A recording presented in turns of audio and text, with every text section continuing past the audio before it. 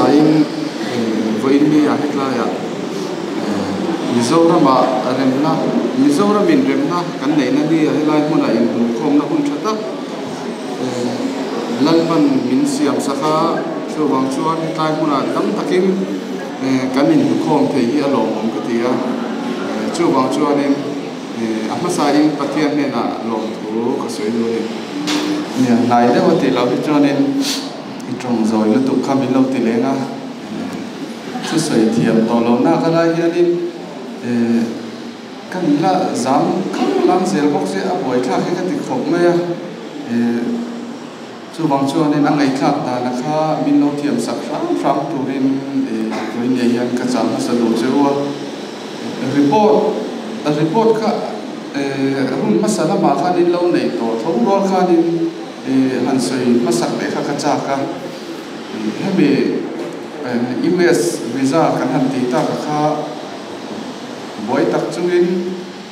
har sa tak chung khanin kan han boy pui ve a ati ra tang khan kan boy nga la nei chumo US visa khami interview appointment kan han ti la kha amma sai kan soi do chu UNBFII meeting kal tung kan ni ta US kha chu April ni som ni pa ka tra May ni ti kha ne May ni chen chang tu kha ne amma ro chu email la matanga accreditation te kan don tlai de awang te kha nin US visa kha appointment kan dil lok thei lo ba ta chuanin kan han dil lok kha chuanin sang ni som ni paru July kha de kha appointment kha kan hu kha ni ta chuan kan mang kha anga pathian ku ta kan lan de to ba pathian in del rem ati ni chuan in ka kalanga del rem lo ati ni chuan ka kal lo me ti hi kai ka mai da ni zera ti chuan in US appointment khami a visa interview na tu min boy ku te kha ni kan pot nai thia poisa te choi belanga ya anan tia thei to min han chu puya poisa te po kan han choi bel chu khan me ni riat le me ni so pa wa kha kan hu thei ta chu mi chu pathian hian rem awat tha hi ka tia ka so yang kan khom pui ti me ang kan in to khom ka te la wai la in to khom na khanin enge mo sa chu report he at ni don to ka ringa kan han interview to te kan ni som pari chang ni som pasari chang hi chang ka boy vet to visa ka mu lo la tu kha kan kal chan tu berakha visa kan dil chan berakha me ni ti a zo to sia kan the lu ve le kha kan ken ve cheng kha me ni dia zo to si so kan interview kha me ni riat le me ni som to ni dei to visa kha katan chon mu ngai na tu hi chan si awang to ni tu kha kei ma kha ni se om ka ti a ma chu din ram le nam ve em tu la tak atama min lo thir ve tu nang ma ni ho ka sa la tu chewa ta chu din pathia ni hei le chan min soi to chung po ya min ke hi chu ka lu ko pa pathia na ya ni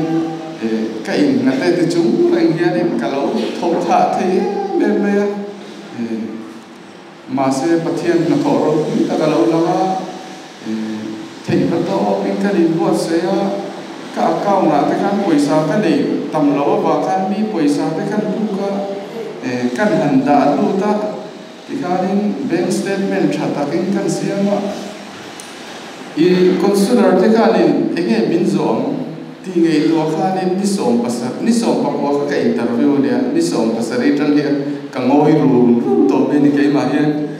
các hạn đàn tu hi English là đều do kinh real rùm này thấy đàn tu rin tí dùng xong cái import xây bên cái mà tổ cả khăn một bôi cả một thằng ấy tổ lúa nằm đi tuy ta cả in một chỗ tốt lại ngăn gì đào tu mà thấy cho cả lần mình visa ka kamulong ti ka lawlo to ka ma se ni som ko a chon visa interview to ra kan bakal chu ke ma hianin ka ege pathian na thoro ta ka lo la ka ha dam tai be ma chu chuan interview ni ang kan in line thapa kan ni lo thleng ve ta khanin lalpa aron choi moi ka tia ke ma kalkangin in mi trong track kuin na zong ta hi alo thlon lo ni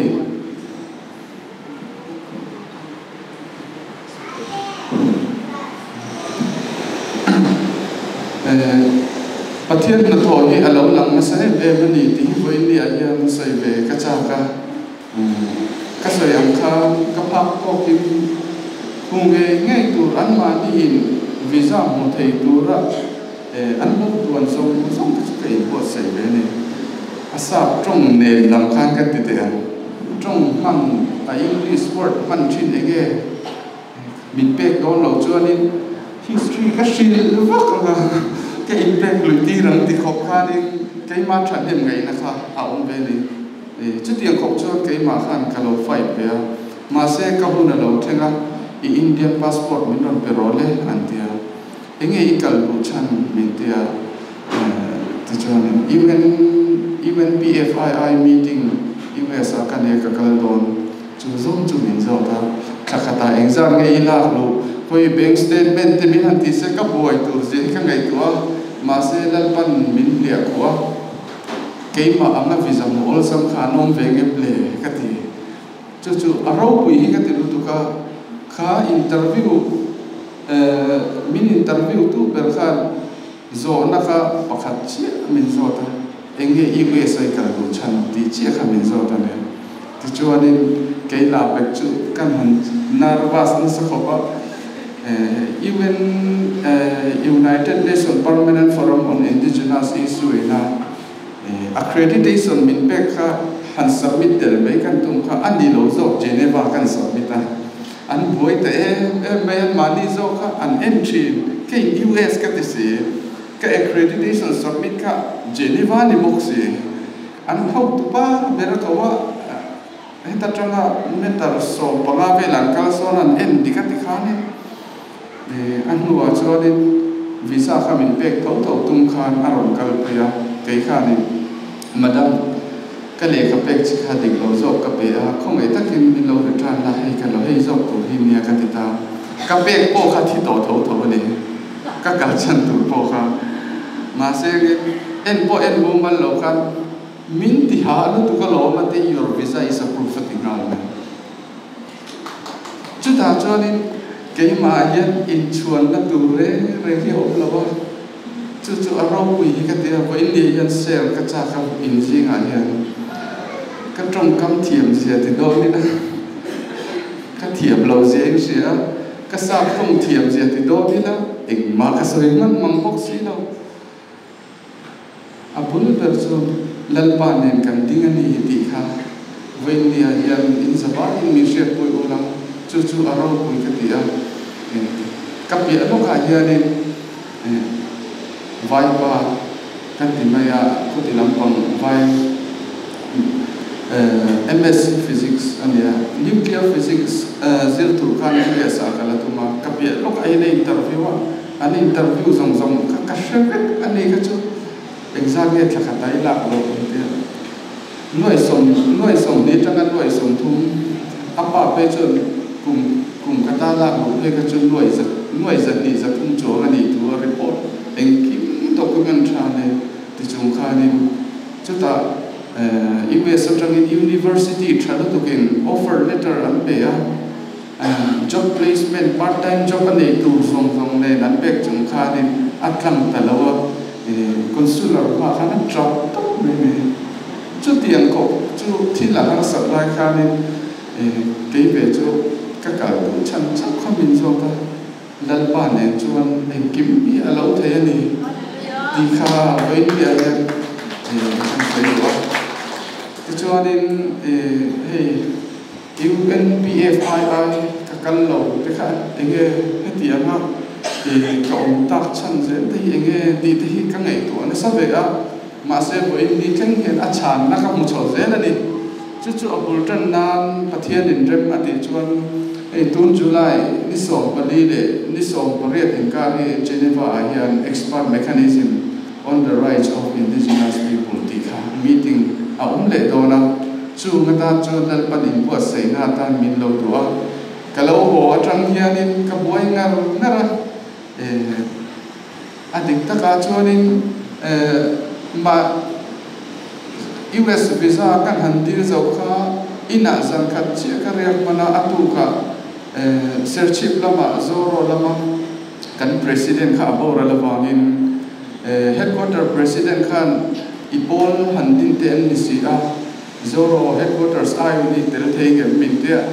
man mo takin chok chin takin ming te nen karon kan chawa amana lakhal zuya pathian chu ring lawila chu karing lo kho pangama chu tiang vel chu dia ma se amak ka tia bike khian katlan thina serchi pi kan na thola aluminium thil te ta lung lei te mun sang ate thil ti ho kan nia wa ka kal thin na ni wa ngen katlan chak viu kan tia cái ai mà lát lán chặt lệ rồi là mà đi cái tiếng nghe khách tiếng khác accident lâu kan thiền thấy đi thì khác cái rêu rô mà bắt thiên nhân mình xuôi lấy cái gì á không bùi na khan rùa sur tên mình hành thì bùi kan tel thấy lâu ai zo kan thinh chu zo ro thil bùi bùi tu lâu tam tu em mà meeting rồi mất không phải tung kan nei man tu chu lai cả Myanmar lam unau te le ral ando na wanga kut ke bul kut ke mit king del ti te train phei chu an pu masilai da ka helai aizon lama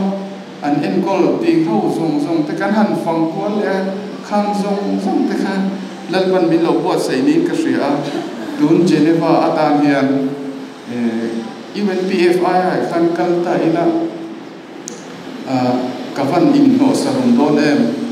ti te kha ka in mu chok chawal pan rohi alo rel thiam ka tia ti chuanin pathian in rem ati chuan Geneva atan hianin July ni hian Delhi kan han pan le ama ta chuan visa te kan han interview ve le ama ti chuanin pathian rem ti chuan July ni som ka ni vela India ram chu asam turing kan hanin buat saya vaini apo hianin atok khenam nom chu ka cha ka ma se inzawai hian min lo re thiam ula ka to visa til na to hi ka boy pi cha to na hian covering letter anti kan visa kan submit tur kha siam lo ma ya tin memorandum ta minute tung chi thu soi na hun kan nei ane kan soi lo tur zong kha asap document submit ngai ni a kan zong te kha thalak ne na ta nge ta Myanmar kan u nau te mo Myanmar si pai kultur ke bul te ho te không ai kha ong zia zong tha kan le kha submit tura khan tian nem ka ya la boy pui ngai kan ni wangin hun to chắc có ông quy thầy đó lâu chưa qua chưa lại cho nó sa in miết thiểm năng cần nghề lo cái này cho nên lụt chảo trần đòn tay là khăn giống giống kha nhà report anh ấy các sợi lệ tôi bôi report thấu đi rồi lên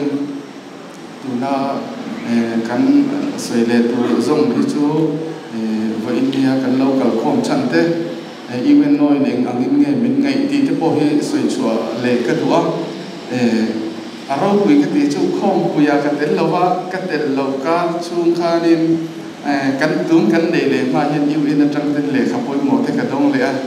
chung chu zo ro po ka la shin lawa ni pula hin ka soi pas le do na ni chu van nei ka tia